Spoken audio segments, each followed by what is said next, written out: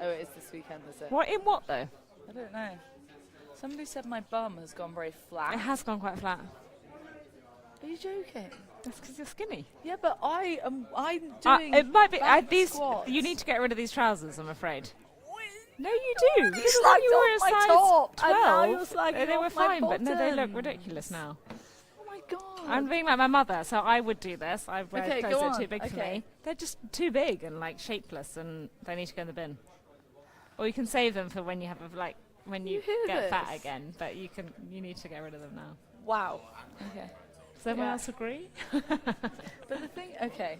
Right. Hey, look, No where's the excuse. bottom gone? It's there. There is there. If in I know, like in here. Just look.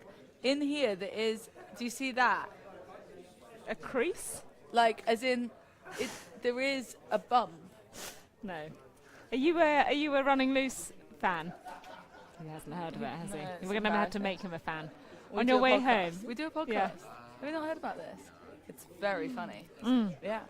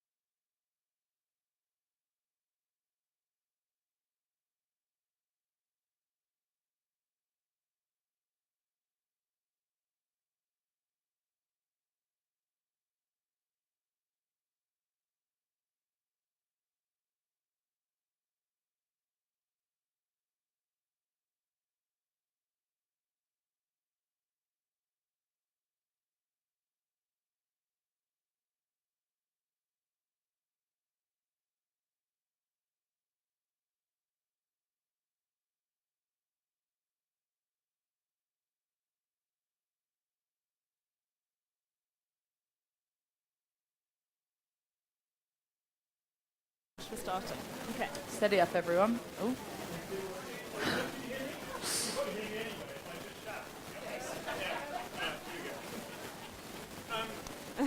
Firstly, welcome to Royal Windsor Racecourse. I'd like to thank you all for coming. I would like to thank Dan Finn for sponsoring us. I particularly like to thank Daisy and Anna. You've quite up against it. You might have seen that the panel has changed a little bit. So she very kindly dropped in at the last minute because sadly Brighton. Vanessa Ryle is here. They've got a very good podcast, Vanessa and Francesca. Yes, lots of nodding. There we go. Good, thank you. Thank you. Just very much because Jason Weaver's son, as you probably know, is playing golf at the US Open. And here we've got Marcus, who is Jay. playing Jamie Osborne because Jamie Osborne is stuck in an aeroplane somewhere above the Atlantic. So try and organise these things. It's really, really good fun. Thank you very much. But anyway, guys, thank you very much for coming. I'm just going to hand over to Francesca, who actually knows. So, excuse you, Francesca, who's the only man. The only original one. And I'm going to hand over. We're on a bit of a tight time because one of the races is split into two. So the first race is 4-4. And I want you all to do our usual. The pre-parade ring, pretty sharp, 4-4 So, you do it. I do. Do I need a clipboard? I probably should have a clipboard with lots of notes on it, but I don't have a clipboard. I have my phone when I'm going to have a look at the fields that we're going to be discussing on my phone. But thank you, Ed, for the introduction. And I'm not sure about you guys, but I think we've upgraded, don't you? 100%. From that original panel, I 100%. think we've definitely upgraded. So if you don't know, Marcus is the assistant trainer for Jamie Osborne. So Jamie's stuck on a plane somewhere, is he? So we have the younger, better-looking, more talented version being Marcus. Like Ed said, Jason Weaver has a very good excuse for not being here because his son is playing in the US Open, which is massive. So we all wish him lots of luck there. Vanessa is off Sky Sports Racing. You might recognise her face. Yes, lots of nodding people. And also the co-star of the hottest new podcast out there called Running Loose. If you haven't listened to it, you must listen to it. That goes for you, Oisin, and Marcus. I know you haven't listened to it yet. And I don't think Oisin Murphy needs any introduction, one of the best jockeys riding at the moment. And thanks for joining us. He actually knows what's going on at Windsor tonight because he is riding. And I hadn't quite got to the bottom of our running order, realising that not only were we previewing Royal Ascot, we're also giving you some tips for Windsor tonight. So Oisin is going to be your man on that. Right, I think we might just see if we can get everybody settled and sat down. George, would you like to come in and take your place ahead of our preview once you finish your fast? Yeah, that would be great. So we are going to discuss the Royal Ascot races where we know the fields so far. And I'm not sure if you're going to Ascot or if you're watching on TV, but the Tuesday is always a brilliant day, always starts with a real bang. And this year almost more so than ever because we have got some brilliant fields assembled for the Queen Anne and also for the St James's Palace later in the day. But this is an absolute humdinger because we've got Rosalien, we've got Dancing Gemini, who just was touched off by lead artist in the Lockridge. We've got Notable Speech, last year's Guineas winner. And these horses are all coming back together, and we're going to find out a lot more about them here. Oisin, I imagine you were a bit disappointed with the news of Colin Keane being appointed jockey to the Juddmonte operation because you rode lead artist to win at Newbury, but you won't be on him next week. No.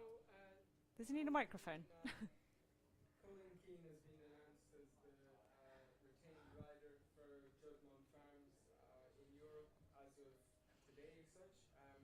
So he'll be coming in for all these good horses. I think lead artist is very solid. I think he probably deserves to be a 5-6-1 shot. Rosalien ran a very good race at Newbury, but he had been away for Racecourse gallops and he was quite fit. Notable Speech may be slightly disappointed. Sardinian Warrior is interesting, dropping back to a mile. Be honest, guys, I don't see an obvious front runner in this race, so maybe lead artist could end up in front. It's hard to make all at Ascot unless you get it easy. So I fancy one of the 3-year-olds from last year, the top two in the to run him down. And if you ask me what I'd like to ride in the race, it'd probably be notable speech. I just think he's going to be suited by meeting the ground at Ascot, and I hope he'll have come forward from his first run this year. And I thought he was a star last year. I've got to say, you rode lead artist beautifully at Newbury because you just got it right every step of the way, and you produced him to win just a neck in front of Dancing Gemini, who was pretty close on your tail that day. But notable speech, Vanessa had to make up a lot of ground during that race. Yeah, I'm only cheering so much. By the way, you have got a microphone here and that one. I like to. Okay. Softly spoken. Oh yeah, clearly. They also did tell me that this one wasn't right. Oh, okay. I just want to make sure everyone hears that I really fancy notable speech. Okay. Yeah, I just think that when you watch back the Newbury run, and obviously it's going to be a rematch of that again, I just feel like he had to do so much running, and he came through with such a solid, like he was so strong on the ride, and he was travelling really well, and he just didn't finish out his race. And given what the team had said beforehand in regards to the sort of end target with him, not end target, the big highlight of the year being this race, I just figured that I think he's going to step forward the most, essentially. And so he's not only my selection in this, but I'll give it away already. He's my best bet of the week. Best bet of the week. Yeah. Okay. She's gone in the first race. So enthusiastic. Yeah. Okay, good. Marcus, have you got an opinion on this race? I think there's a fly in the ointment. Ooh, we like that. A big prize fly in the ointment, maybe. Okay, who is it? Oh, we'd have to go to the next page. Not, I don't know if we have a next page. Looked like a bit of a weapon at Keeneland. And he's obviously been bought by Keeneland. Wrong race. I don't think they'd be coming to Ascot just for a jolly. He's about a 20 to 1 shot, isn't he? Yeah, I think so. But I think rattling, Carl Spackler. can't miss it. Big white face, running the U-long service, I think. So he's come from America to Australia and then... No, he's come. Oh, he's not just come. been bought in America. Okay. He was in Keeneland a month ago. He's coming to Ascot on his way down to Australia. Okay. I think. And you spent a bit of time in Australia, didn't you? So is there a bit of an Australian Well, I just lean think here? There's a bit of a plan brewing here, I think. Okay, that's a big shout considering he's taking on... The reason he's going to Ascot is because they're paying for the first half of the trip to Australia. Oisin gives it no chance. I love the delivery of that. Either way, this is a cracking race. Is Sardinia Warrior a big price at 10 to 1? Yeah, but he needs to step up a bit to be good enough to beat these. Okay, so just to go along the line, we know notable speech for Vanessa, for Oisin, Yeah, no, same notable speech, and a big Spackler can pick up some more money. outsider in the shape of Carl Spackler for you. Okay, I think we have to have a look at the King Charles III Stakes. So this used to be known as the King Stand. It's the 5 furlong Group 1 sprint on the Tuesday. And we've got Believing as the favourite, last up Group 1 winner in Dubai. Asphora won the race last year. And then I can't help thinking it gets potentially a little bit weaker. Now, bear in mind that some of these horses might be going for the Jubilee on the Saturday, so some of them might seem a bigger price because their target is not necessarily decided yet. Marcus, how do you sum up this race? Vanessa and I just did our podcast, and we weren't sure if it's a bit of a weak division. Yeah, I think it's open. Is the way to describe it. I Put think politely. Gene will be keen on the Australian horse. I think the one that stands out to me at 20s is West Acre each way. He's had a long campaign in Dubai, and he's a proper 5 furlong horse. He got beaten over an extended fight at Maidan, and that's the 8 there. But he's a horse with a lot of speed and he'll get a lot of weight off the older horses, and it's the only race for him. He's not going to, I doubt they're going to step him up to 6 furlongs to the Commonwealth. He's been freshened up, I'd imagine, and comes here, I'd say, with a nice each way chance at 10 to 12. I'm noticing a trend. Do you like the kind of finding a bit of value in the outsiders? Vanessa, how do you see this playing out? Well, it's the rematch, isn't it, with the Believing and Spora regional and further down some big price horses as well. There's obvious credentials for the top few in the market there, given what they did in this race last year, etc. And Spora is, I don't know, it's quite the same form coming in here. I'd be sceptical about that. I thought a much bigger price, American Affair, as a horse that is coming up to kind of handicap ranks, got beaten at Haydock behind Riviera, went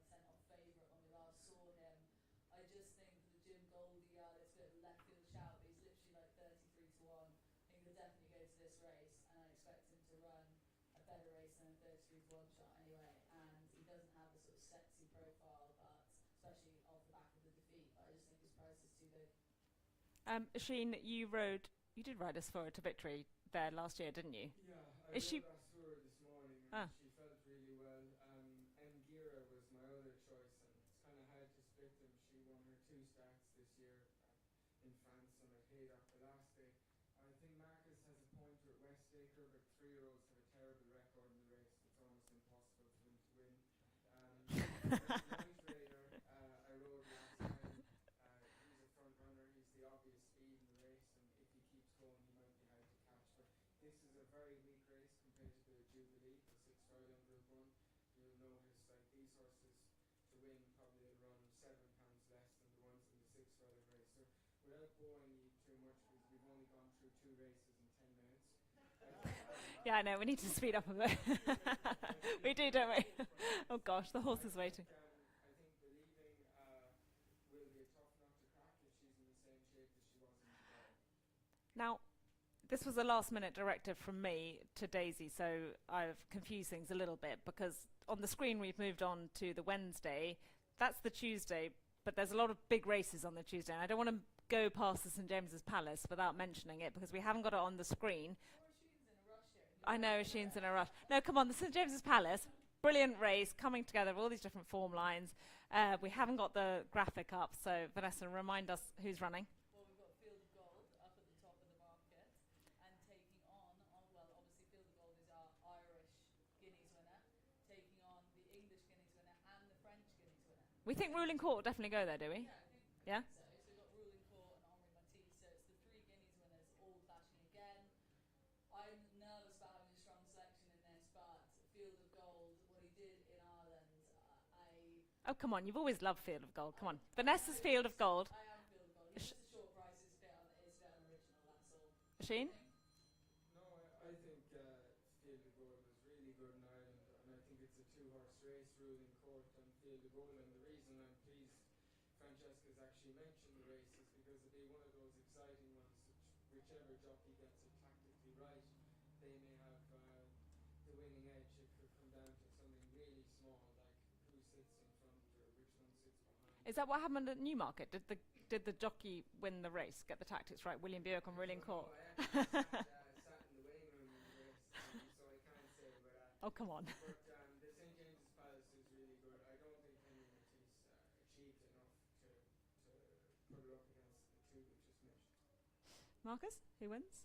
Yeah, I just think Ruling Court wins. Ruling Court. Oh, bloody hell. Difference of opinion here. Okay, seeing as we are up against it time-wise, let's move on to the Wednesday and have a look at the Prince of Wales's Stakes, Group 1 over the mile and a quarter. And we see the return of Economics there, the current 4th favourite. Favourite currently is Los Angeles, and Matt, the winner of the Champion Stakes last year. We've got Map of Stars from France as well. Who should we start with here? Sheen, paint the picture for us. So Los Angeles has had 2 runs this year. He needs every yard of a mile and a quarter. They'll have a pacemaker in there for him again, so it'll set up nicely. Anmac probably deserves to be favourite because he's 7 years of age. It was his first run off the break last time. He came there to win and got tired. Map of Stars hasn't achieved enough. Economics was a star last year. He's had a long break, but William Haggas mentioned this race back in like February, so he's been targeted at it. He's had loads of time to get it ready. Ombudsman will improve from the start the last day, but he needs to improve another 5 pounds to mix it with these. White Birch, the ground would be too fast for him at Ascot. And the Cam wouldn't run unless we got rain.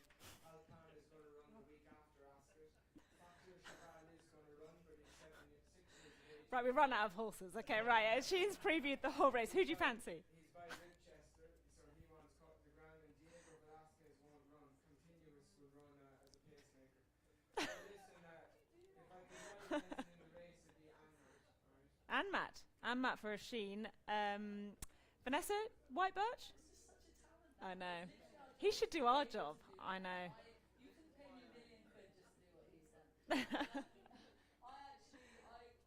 thought White Birch was too big a price, but the point that she makes about the ground would be a concern. But we have a very unsettled weather forecast, so you never quite know. And 10 to 1 to reverse a bit of form with the likes of Anmat and Los Angeles. I mean, he deserves. Yeah, he's going to be a big price in them. But I just thought he might be a point or two too big. Marcus, Factor Cheval, 20 to 1? No, I No? haven't. I haven't, man. He'd be 2 to 1 if Aidan O'Brien was by his name. Okay. Right, so lots of support for Anmat there, the 5 to 1 second favourite. Okay, and we roll on to Thursday, so day 3 of the meeting, and this day is all about one race. It's all about the Ascot Gold Cup over the 2.5 miles. It is 2.5 miles, isn't it? 2.5 miles. And Illinois is the favourite, who's going up to the distance for the first time. He's an absolute beast of a horse. I last saw him at Chester. He weighs 580 kilos, a very impressive specimen. The French trained horse is second favourite. The Goslings have got Trawlerman, who's pretty solid at this kind of level. Sweet Williams always been a bit thereabouts. Jan Bruegel, will he run, Oisin? No. Any others there that won't be featuring? So, guys, it's a 3-horse race. The first 3 in the betting. Trawlerman is a front runner, so he'll provide pace into the race. Illinois may not stay. Candelari won an okay. They made it a Group 1 recently. It wasn't a great race, but at least he won. I don't think it's a great Ascot Gold Cup. It's not, is it? Something has to win, and yeah, I just watch it and appreciate it. And you've got 2.5 miles that take about 7 minutes. You can go for a glass of champagne and a cigarette and come back. Shane, I was going to chuck in you at 40 to 1 on Coltrane. I would always run. Oh. He's just at level, isn't he? The thing is, you've got your Coltranes and your Trushans who have been around for a long time. I feel like this division needs a bit of shaking up, but are we lacking? But Marcus, are we lacking those kind of horses? How many of these kind of horses have you got in your yard? A couple of ones that get that far, I'd say. Just not at this level. Not at this level, but it'd be nice to have one. But I just think the whole industry is kind of geared more towards speed. And, 2 miles, you'd be alright. 2.5 miles, even then you're struggling to stand as even a national hunt stallion. So that's kind of the way the industry's going. But it's great to have these horses knocking around still, all these old boys. Okay, just... Down the bottom, the True Shan and Five Future, both 9-year-olds. Oh, here we go. He's gone for another one, a big price. Just to confirm, did anyone actually have a strong feeling in this race in terms of a tip? Not strong. Aidan O'Brien normally wins. Yeah. So it is, Okay. Let's go with the favourite. Vanessa, should we just go with the Sheen? No, she likes the French horse. I like Candelari. Okay. Well, I feel like he brings in a different element to what we've seen. But didn't Savannah's Knight finish second to Candelari last time out and a much bigger price? Vanessa's had a few good nights in Paris. So. Oh, yeah.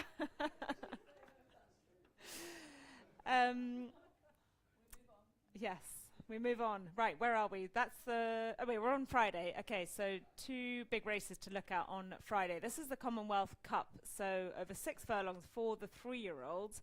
Now, Shadow of Light, you might have noticed, finished third, a very good run in the 2,000 guineas, so he's stepping down in Trip. Babouche is over from Ireland, the filly. Who rides what here, Oisin? Do you know? Because... Yeah, William will ride Shadow of Light. Colin will probably ride Babouche, and I might ride John Kill. That's good. For me, Shadow of Light will be really hard to beat. He came there and actually hit the front in the Guineas, and it was a slow tempo, and it turned into a bit of a speed test, and he had more speed than the rest of them, albeit they were milers. He was the champion 2-year-old. When I saw him win the Dewhurst, it was a difficult draw for William, and he gave the others like a 4-length head start on the other side of the track, and he still managed to run them down. And he's proved he's trained on because he's ran well in the Guineas, and I think dropping back to stiff 6 is ideal for him. And for me, he's just achieved way more than any of those in the race.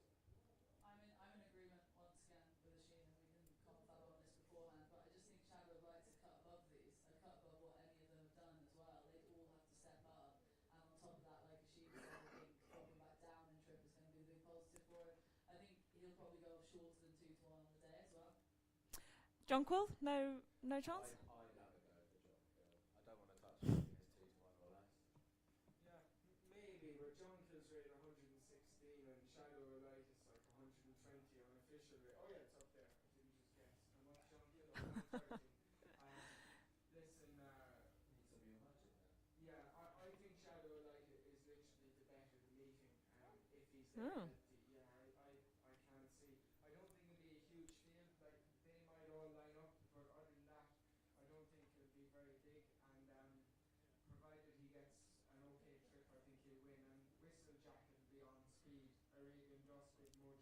there's 3 horses there to give him a toe into the race, and it should be plain sailing. You're very convincing with your arguments. Are you actually a good tipster, Oisin? Literally sells down to an hour. Yeah, I know. Yeah, I know.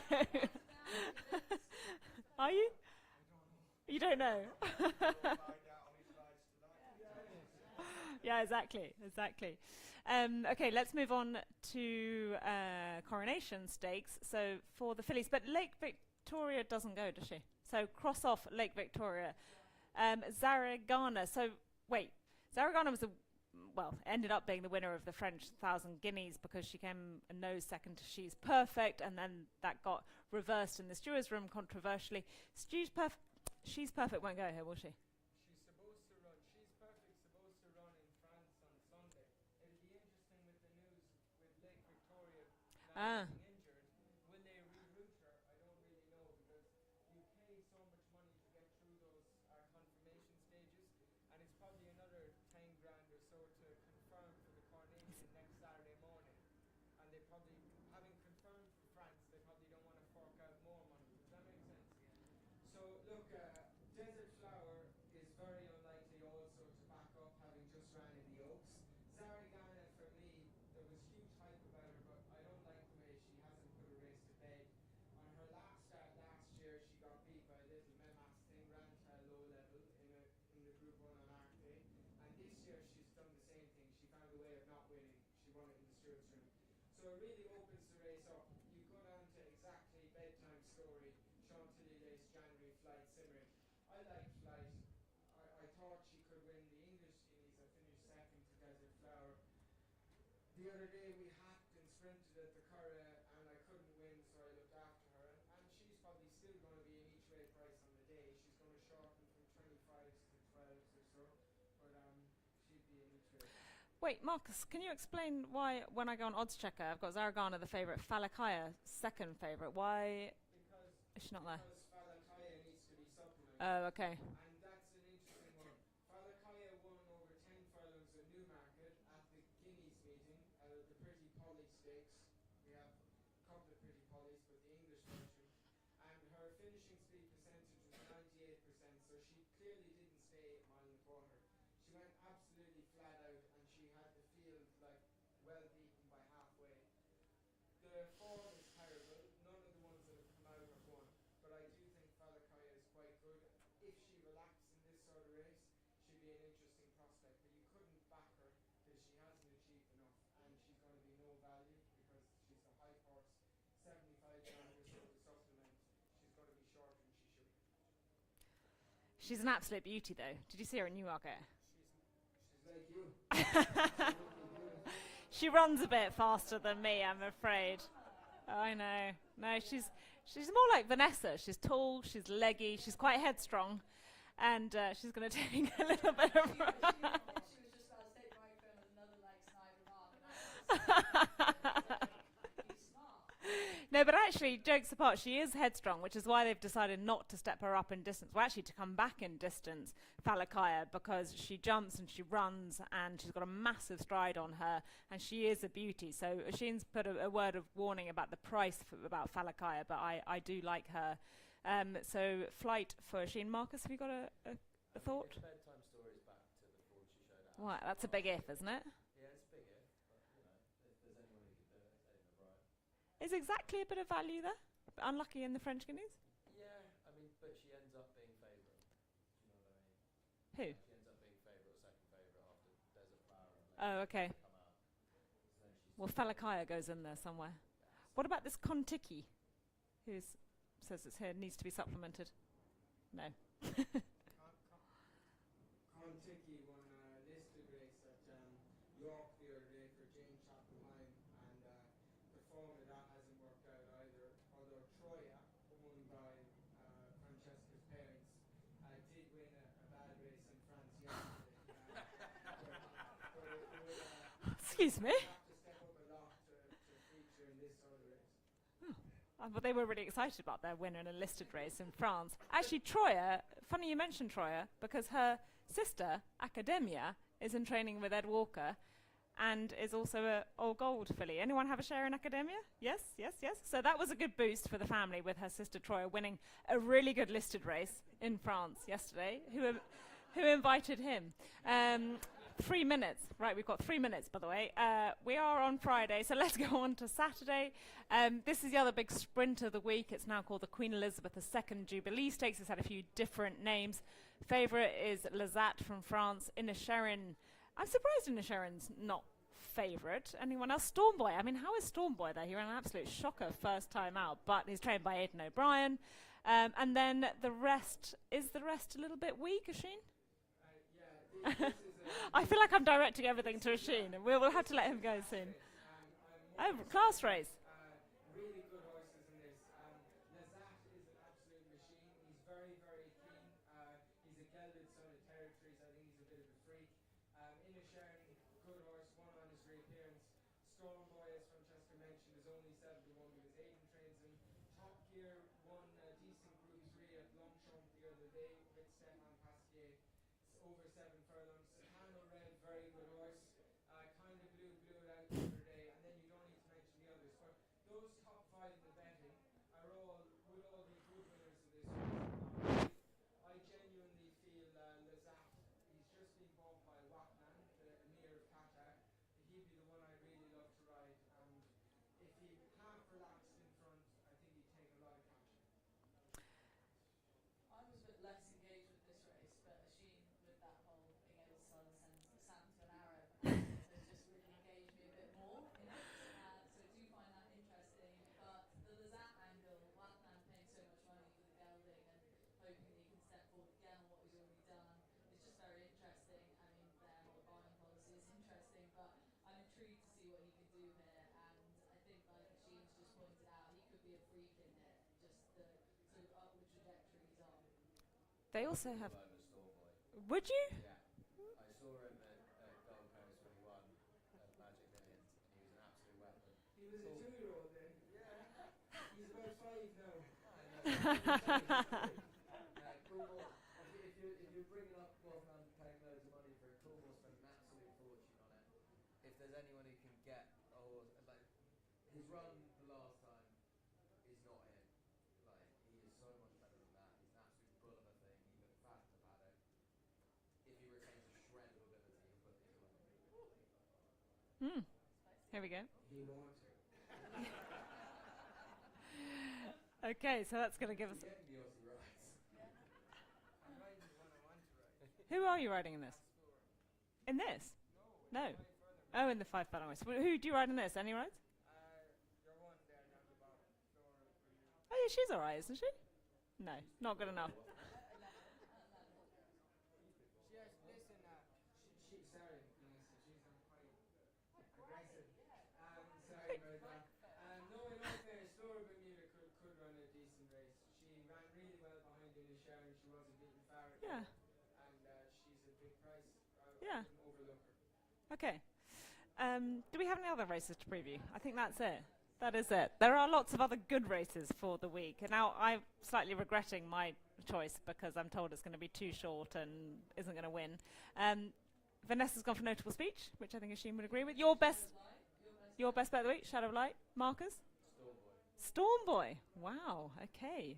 I like that. Looking for a bit of value from you. So that wraps up our Ascot preview. We're all going to go and have a look at the Wicked Wolf, who is our new horse in association with Royal Windsor Racecourse. So he's in training with the Osbornes, and Marcus is going to tell us all about him. Here or out there? Out there. We're going to find out all about him out there. Do you have to bring your microphone? I don't think he needs to bring his microphone. And just quickly before we go, have we got a second to hear from Oisin about his rides this evening and any tips for the gang here? Firstly, guys, thank you very much for coming early and listening to us, and I hope to God we found you a winner too. I'm busy this evening. I think I ride potentially a very nice horse called Narain for John and Daly Gulston. He won on debut on the All Weather. This is turf. He's no price, but I hope he's a horse to watch and admire. And I ride a very well-bred 2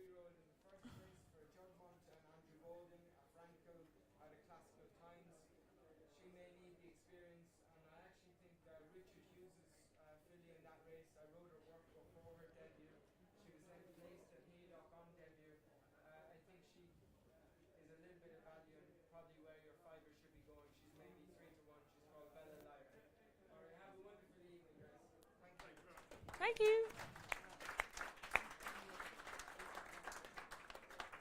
Ladies and gentlemen, because we've got a bit of a rush, can we have one winner for this evening?